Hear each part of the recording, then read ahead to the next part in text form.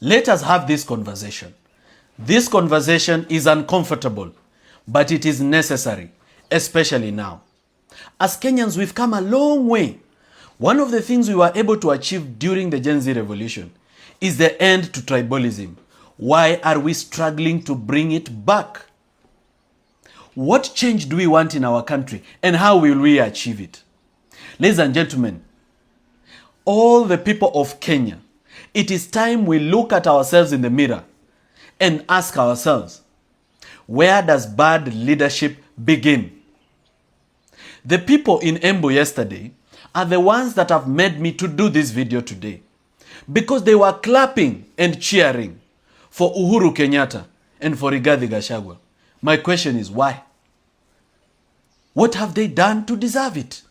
One of the things that we must do if we take the leadership of this country is to recover the stolen wealth of the people of Kenya, beginning with the land that has been grabbed, our natural resources, and even money that has been stolen through corruption. Why should you people tell us that once Uhuru has retired, uyo wacha apumzike? Why should he rest with our money? Why not return the money that has been stolen and put abroad, that has been used to build expressway, where in every 10 shilling that a Kenyan pays, 6 shillings goes to his pocket? Did the problems that we have today begin with William Ruto? William Ruto is a greedy president and very corrupt. But is he alone? Did he begin it alone? Why is it that when William Ruto became president, he never followed up on the money that was stolen by the Uhuru government, including the money that was stolen on election day when we were voting? 12 billion shillings was withdrawn from our treasury. Walifagia ya mwisho, and they banged the door. And that was nobody but Uhuru. But has he ever followed up the money? No. Why? Because they are one family. They've been stealing together. They began this together. They registered accounts abroad together.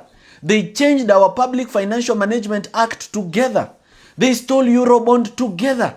They stole money from SGR together. They are together in most of these things. So why does Uhuru deserve an applause and a cheer? Did Kikuyu businesses do better when Uhuru was president?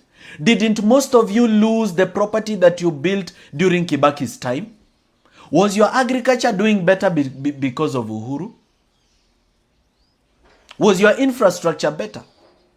It was corruption left, right, and center, beginning even with the project for school laptops. The Uhuru's presidency was part of the problem that we are trying to solve. Ladies and gentlemen, from the mountain, you were not wrong to reject Uhuru. Stop regretting. There is nothing that you said about Uhuru when you were rejecting that was a lie. The only mistake we made was voting for William Ruto. And we have to accept that mistake and correct it. And the way to correct that mistake is not Gachagua.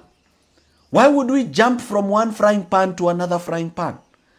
Is there a shortage of good leadership in the mountain? Are there not children born of women in the mountain, men and women of integrity who can actually be leaders in our country in the mountain? Are they not there?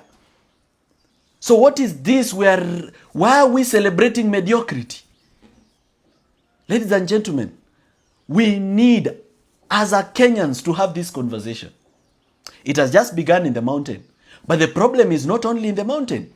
You go to Nyanza, they have the same problem. They celebrate the leaders that steal from them. You go to Coast, same problem.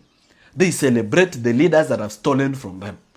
You go to Ukambani, same problem.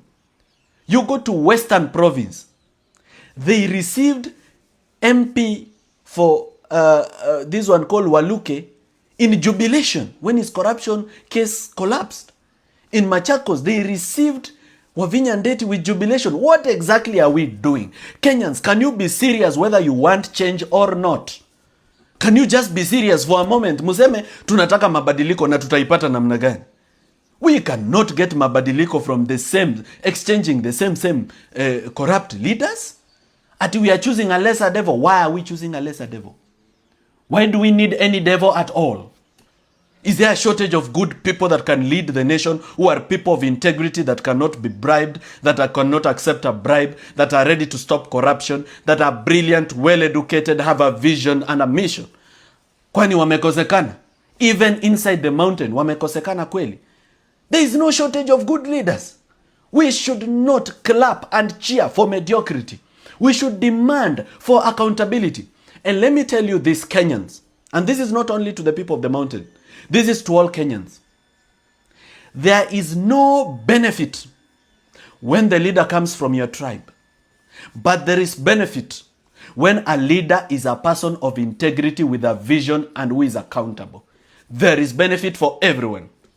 A leader doesn't have to come from your tribe. And let me ask the people of the mountain, the governors that steal from you, are they from a different tribe? Did somebody come from Nyanza, come and become a governor in Kirinyaga and steal from you? Did somebody come from Western? Did somebody come from Coast?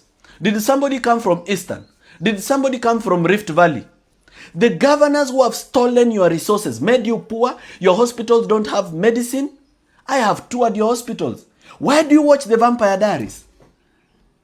Is it an entertainment joint? You don't watch the Vampire Diaries for entertainment. The Vampire Diaries is to provoke you to take action about your nation.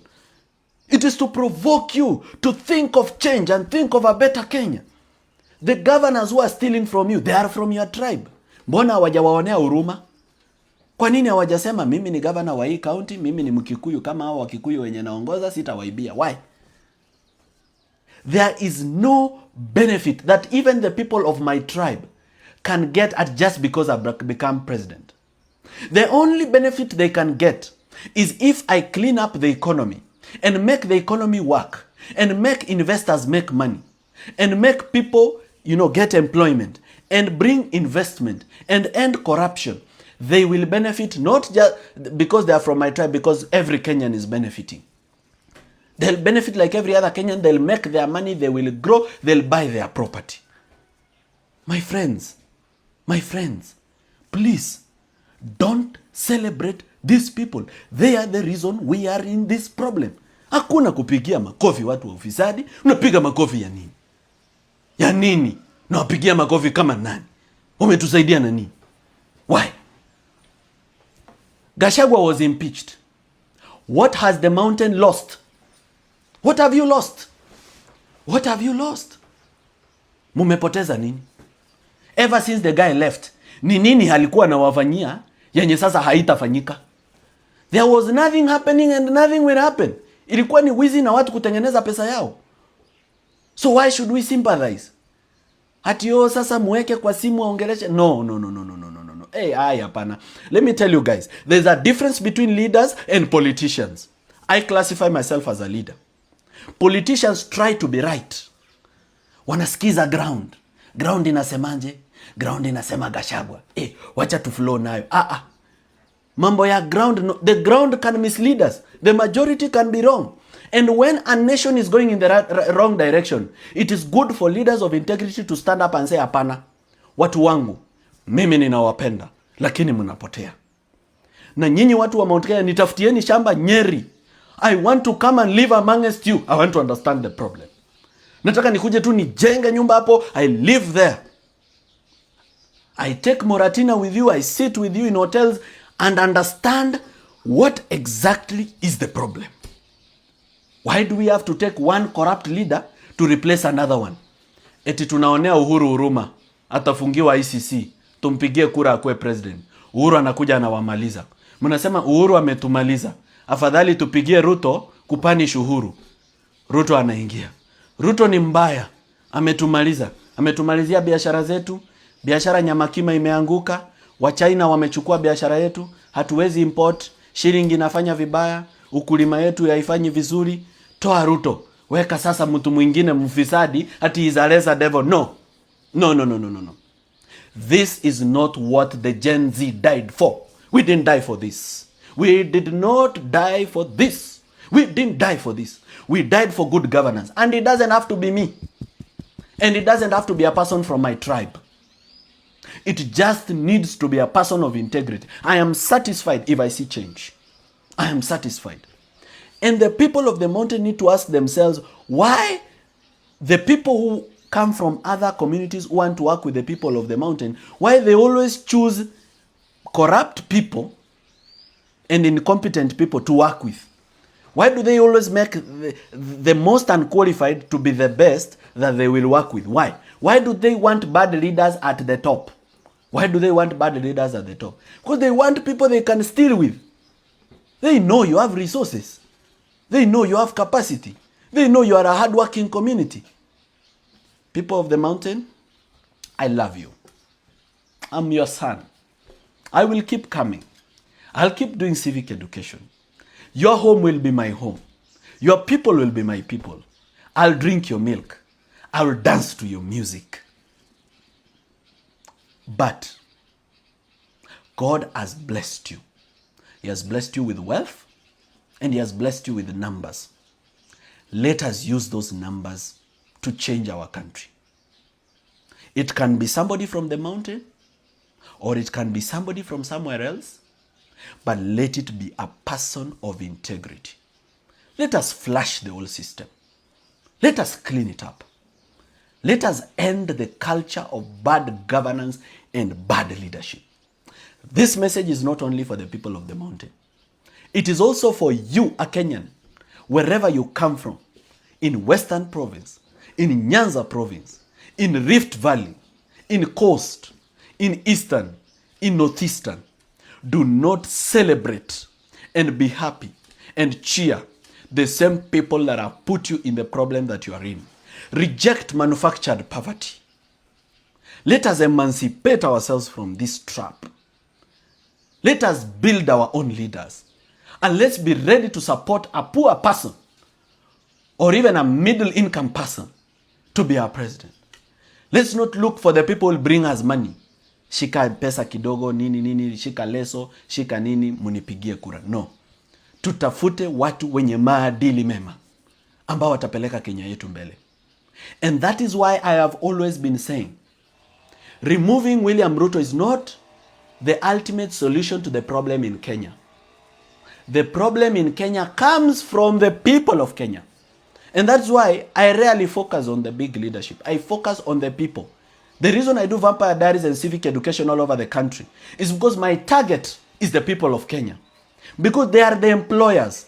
They are the ones who employ leaders. If the people of Kenya were serious about good governance, some people will never become president or cabinet secretary or governor.